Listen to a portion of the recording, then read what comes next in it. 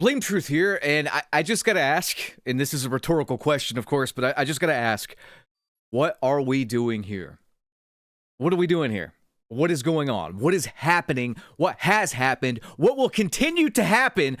Why am I asking so many questions? Well, it's because I've only found one conclusion. I've only come to one conclusion. I've only discovered one single answer, and that answer is just that we are all completely fucked.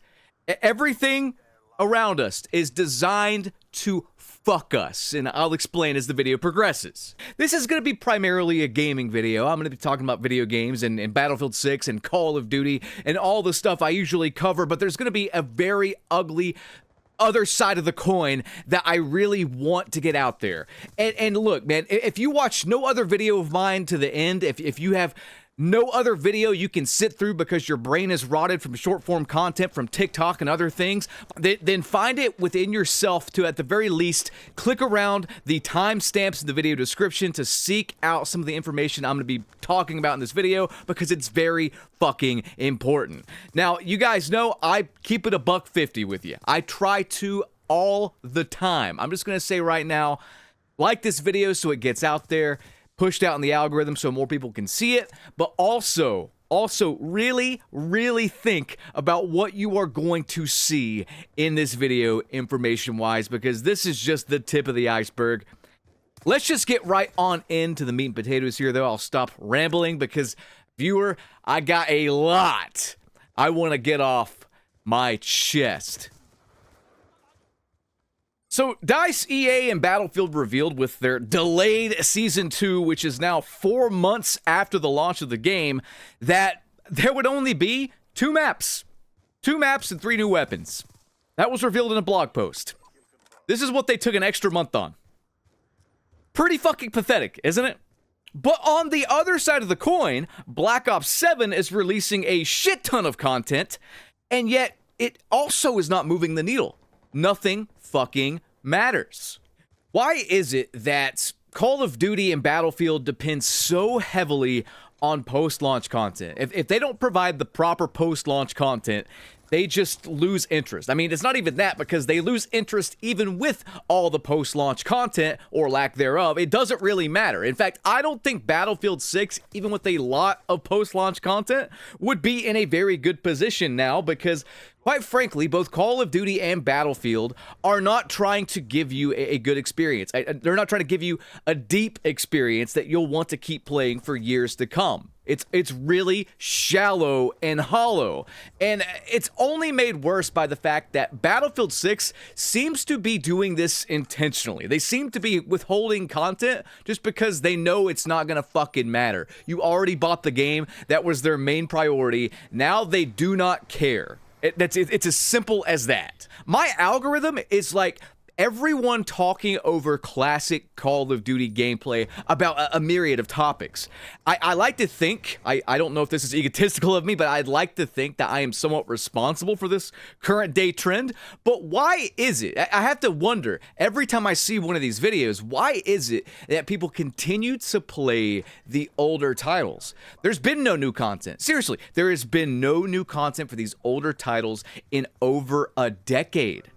Yet people continue to play Modern Warfare 2, Black Ops 2, Modern Warfare 3, Call of Duty 4, World at War, Black Ops 1, etc. Why is that? It's because the gameplay had some depth. The gameplay was meant to be as fun as possible, but they realized very quickly after a few misses that it was much better to sell you something that was going to hype you up at the start, but disappoint you, whether that be with shallow gameplay, lack of post-launch support, bad decisions, poor netcode, not listening to you, etc., so they can sell you something the next go-around. This isn't my opinion. This is exactly how things fucking are. And the worst part about it is that everyone has been so fucking brain rotted that they'll fall for it. The amount of people that watched my Call of Duty Epstein Files video, that video was a shorter video for me, about 14, 15 minutes or whatever. And I had so many new people coming, telling me to get to the point, telling me to condense what I'm saying into like a 2-minute video. I shit you not. To all of those people that bothered to leave a comment or thought that, go fuck yourself! If I want to make a video that's an hour and a half of me taking a fucking shit, I will do it. It's my goddamn channel. All right, let me get that out of there first and foremost. Sorry, but I am so fucking sick of this. Like 5 years ago, 6 years ago, I would have never gotten these comments. It's not me just imagining it. Like it's happening right before my eyes. I am seeing the trend. You are literally getting dumber. Your attention span is being sapped. But anyway, more on that later. I'll come back to that. But first and foremost, I want you to take a look at these numbers. The two games I just talked about, Battlefield and Call of Duty, two juggernauts, okay? Take a look at these numbers and tell me there's not a problem here. Tell me people, in the short term at least, are not waking up to these scummy companies' bullshit. Look at this. I just took these screenshots an hour ago or so. 35,000 players on Call of Duty on Steam, where we can track it. 43,000 24-hour peak. They actually have about the same player numbers as Battlefield 6 right now. Pretty much neck and neck at this point. And I want you to keep in mind here, this is not them competing at the top of their game. This is Call of Duty's worst year, I think, ever. The problem is that both of these games launched with hundreds of thousands of concurrent players, which translates to millions of players playing over the total of a day. And look, I understand that Call of Duty's still doing pretty good on console because, I mean, there's a lot of people still on old gen systems that are flat out fucking addicted to free-to-play Warzone. That is the only reason those numbers are as good as they are.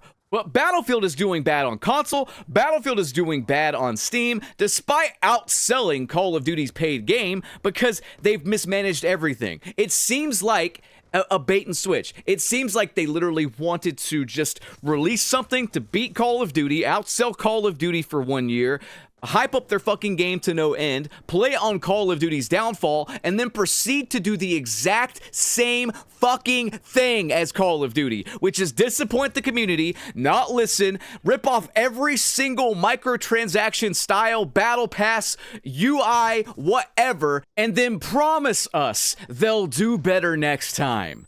It's the exact same business model to a T, and I've talked about that in several videos on the channel already. It's Call of Duty Junior Ground War Edition. That's what Battlefield 6 has turned into post Season 1. I am just done with both franchises. I am not going to play them anytime soon. I am sorry. Unless there is radical change, you will not see me booting up either game. And I don't think I'm alone there. If anything, I am just a part of the herd here that's left, part of the hundreds of thousands of millions of players that have left for greener pastures. Sorry, but it's true. The difference is I am not going to be fooled again. Fool me once, shame on me. Fool me twice, you're not going to fool me again. That's George W.'s quote there. But regardless, guys, I have more I want to get into. It gets deeper than this. And I need to share with you what I have found out, because when I found out the stuff I'm going to talk about in this video, I literally could not sleep the other night. So I'm going to run a quick advert here, and then we're going to get back to it. If, like me, you guys like watching live streams, then you are absolutely going to love this. 1v1me is a competitive gaming app where you can stake on pro matches and pro players in a variety of games. It's really simple how it all works. Fancy and Boogs here. I'm going to pick Boogs, and you can see his multiplier there. And then I just place my stake, and then if he wins, I get money. There's also anti-fraud measures, so no cheating here. COD matches run every night at 10 p.m. EST. Over $100 million has been paid out to users on the platform, and every match is refed and streamed with instant payouts after the game. To put it simply, pick the better pro gamer, stake on them, win cash. So if you guys want to get in on this, go to 1v1.me/blame and use code BLAME when you sign up. That will get you a $25 no sweat offer, meaning if your first stake loses, you will get your money back up to $25. Hit up the link in the video description and have fun.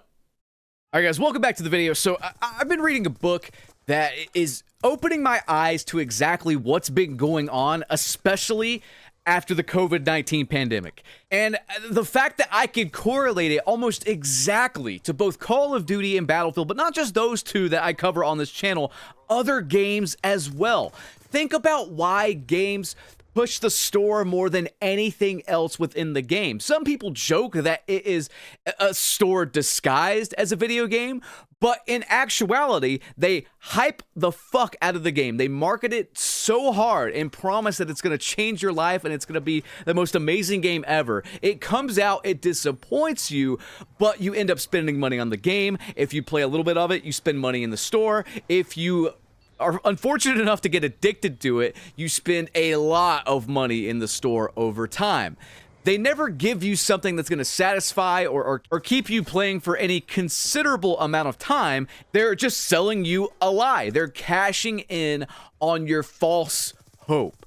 That sounds harsh, but it is 100% true, and it's why modern gaming, I've all but rejected it. I'm not kidding you guys. I bought a Super Nintendo and an old NES, and I have been playing those more than anything modern in the past several weeks. The book I'm reading here called Scarcity Brain, which I'm not finished with yet, but I'm about 30 pages in.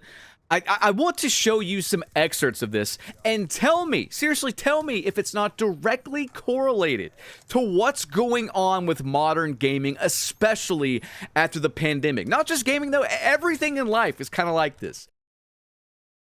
The science shows that our scarcity brain doesn't always make sense in our modern world of abundance. It now often works against us, and outside forces are exploiting it to influence our decisions. It's at the root of the counterproductive behaviors we can't seem to shake.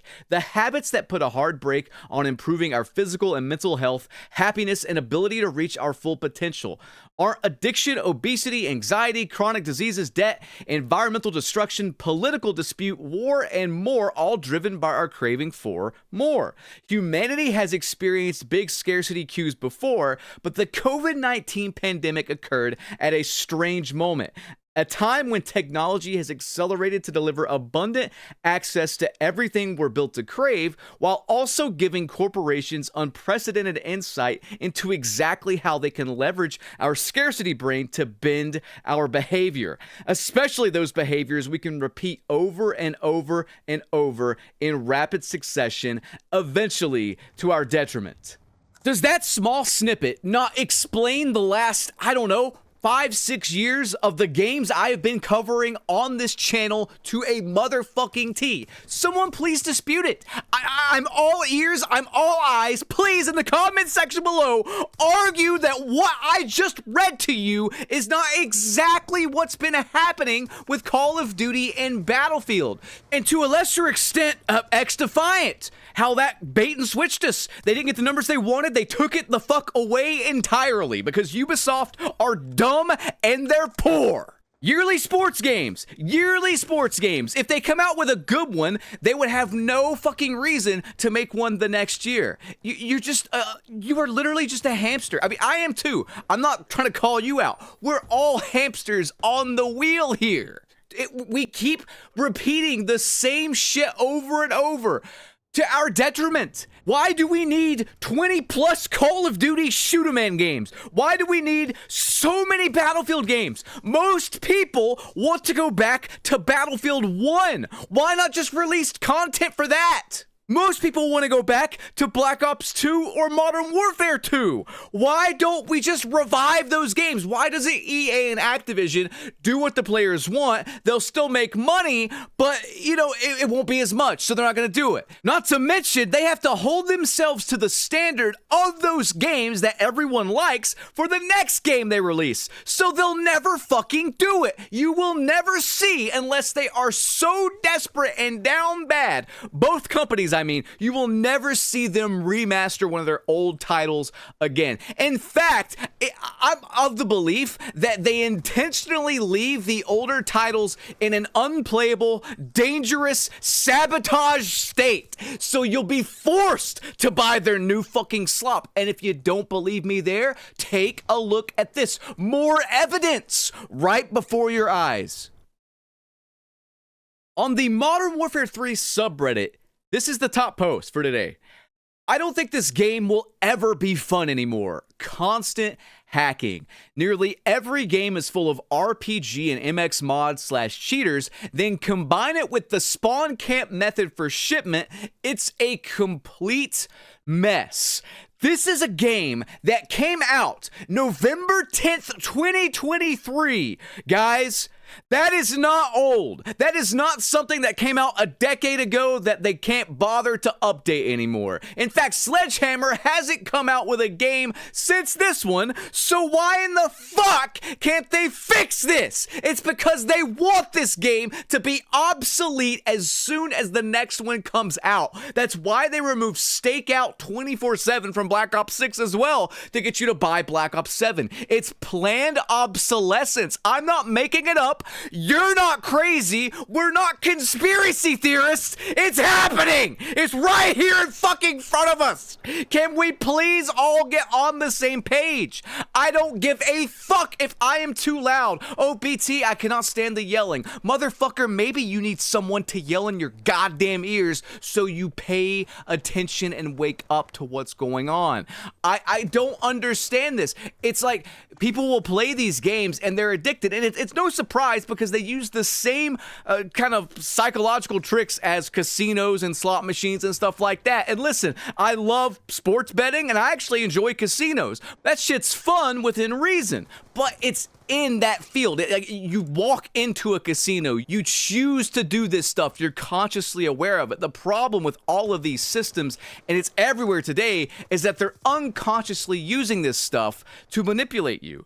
That's what I don't like. I don't like playing Marvel Rivals and being a product of engagement optimized matchmaking where I might as well not even be playing the fucking game. Wins and losses aren't decided by me. And this is how it is in every single game. The reason Battlefield 6, by the way, I've deduced this. The reason Battlefield 6 will never give you a server browser is because they can't control the outcomes of the matches with the server browser. They can't collect your data. They can't rig the matches. Now, while Battlefield 6, I don't think there is skill-based matchmaking, there has to be some sort of engagement optimized metric with the matchmaking because the lobbies split up at the end for no reason, just like Call of Duty.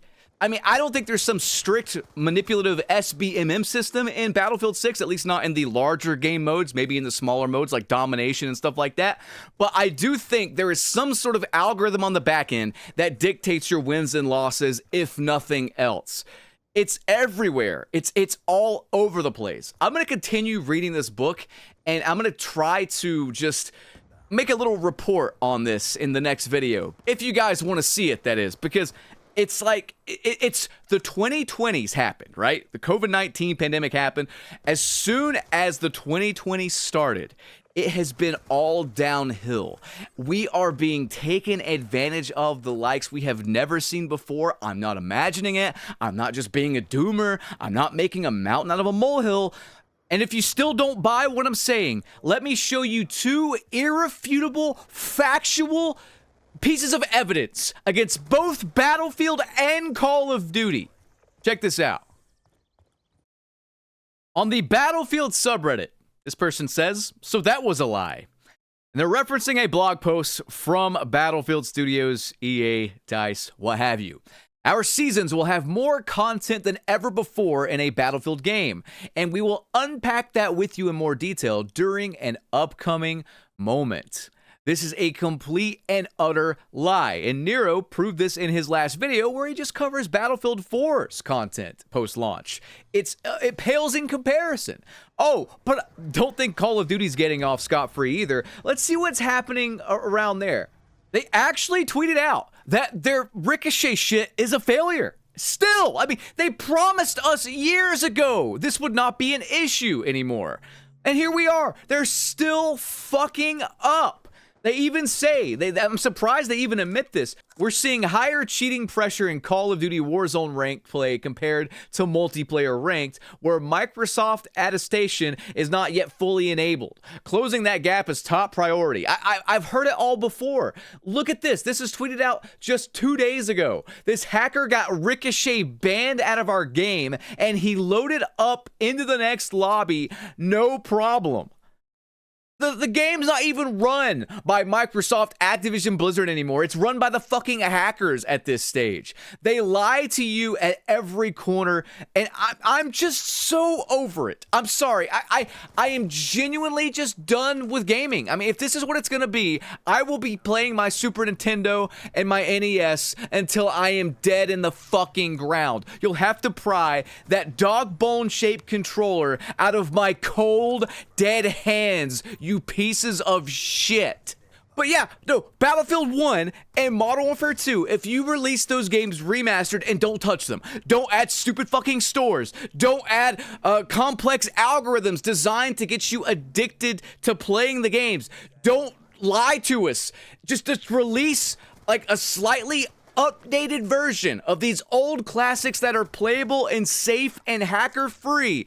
Everyone would be happy. They would make good money, but why do that when they can piss us all off, like distract us, disappoint us, and then make more money from the idiots that fall for this stuff constantly?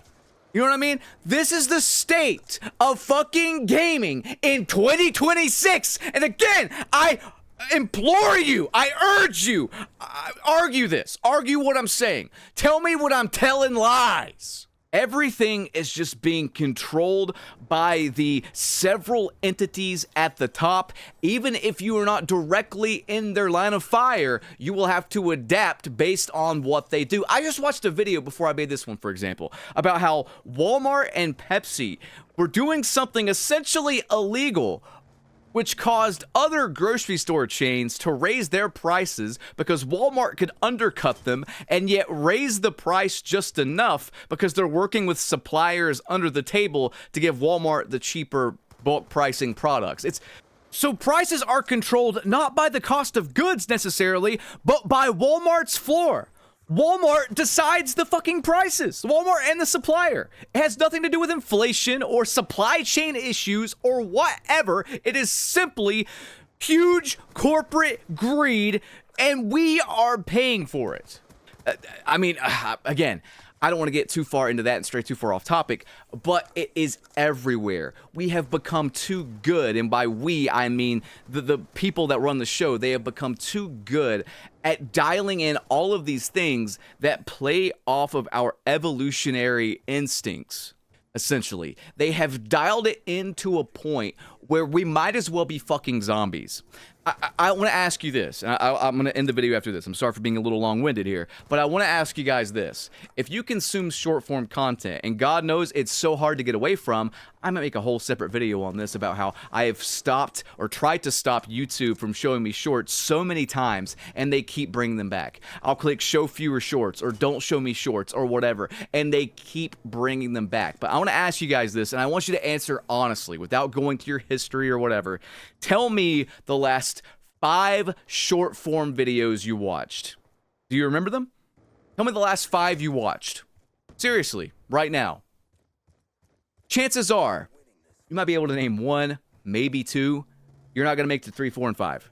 It's all meant to be a distraction to increase engagement, to automate your experience, and it's only going to get worse. I don't know, guys. I'm out of time, and I hope you enjoyed this video. I get it was a bit different. I get it was a bit doom and gloom, but I hope you learned something. Like, seriously, I really hope you learned something. And if you like this sort of thing, let me know. I want to make a sequel to this as I continue to read this book and equate it to everything that's happening in modern gaming and other walks of life for that matter. Regardless, though, guys, if you did enjoy, please drop a like rating. Consider subscribing. Ring that notification bell as well. I will catch you guys on the next one. Have a good one. Battlefield 6 and Call of Duty. Rest in peace.